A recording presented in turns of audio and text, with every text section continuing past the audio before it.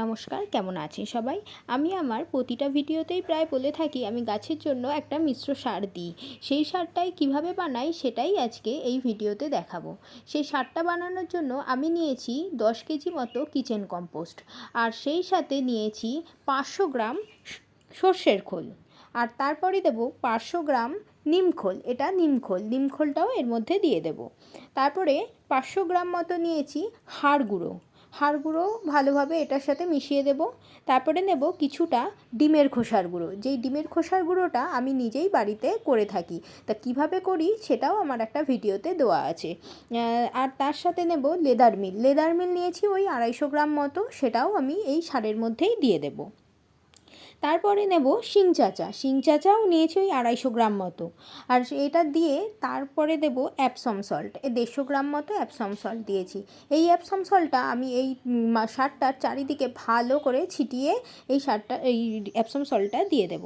আর তারপরেই দিয়েছি কিছুটা ট্রাইকোডার্মা ভিরিডি, সেটাও ভালোভাবে ছড়িয়ে এটার মধ্যে দিয়ে দেব। এইবারে এই সারটাকে ভালো করে মিশিয়ে নিতে হবে। বাজারে তো প্রচুর ধরনের মিশ্র সার, রাসায়নিক সার অনেক কিছুই পাওয়া যায়, কিন্তু আমি সমস্ত কিছু এই রকম আলাদা আলাদা করে কিনে নিয়ে এসে বাড়িতেই মিশ্র সারটা তৈরি করে রেখে দিই। আর সারা বছর আমি গাছে এই সারটাই দিই।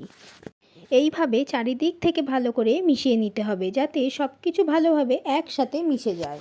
এই সারটা মেশানোর সময় পরিমাপ কিছু কম বেশি হয়ে গেলে কোনো অসুবিধা হবে না, যেহেতু এটা জৈব সার সেই জন্যই কোনো সমস্যা হবে না।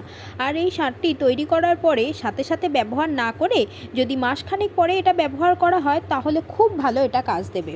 এরপরে সামান্য পরিমাণে জলের ছিটা দিয়ে ভালোভাবে আবার সারটাকে মিশিয়ে নেব। এই সারটা ফুল, ফল, সবজি সব গাছেই এটা ব্যবহার করা যেতে পারে। তারপরে এটাকে একটা ঢাকনাওয়ালা কন্টেনারে 1 মাসের জন্য রেখে দেব।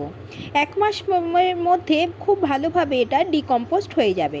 মাঝখানে এটাকে একবার বার করে নিয়ে একটু ভালো করে নেড়ে চেড়ে মিশিয়ে নিয়ে আবার ঢাকনা আটকে এটাকে রেখে দেব। যেহেতু এই সারটির মধ্যে নাইট্রোজেন, ফসফরাস, পটাশ এছাড়াও অনেক জৈব গুণাগুণ আছে, সেই জন্য এই সারটি গাছে ব্যবহার করলে গাছ তো ভালো থাকবেই, এছাড়াও গাছের ওভারঅল গ্রোথও খুব ভালো হবে। যাই হোক, আজকের ভিডিওটি কেমন লাগলো বলবেন। ভালো লাগলে একটি লাইক করে চ্যানেলটি সাবস্ক্রাইব করে দেবেন প্লিজ। ভিডিওটি দেখার জন্য অনেক ধন্যবাদ।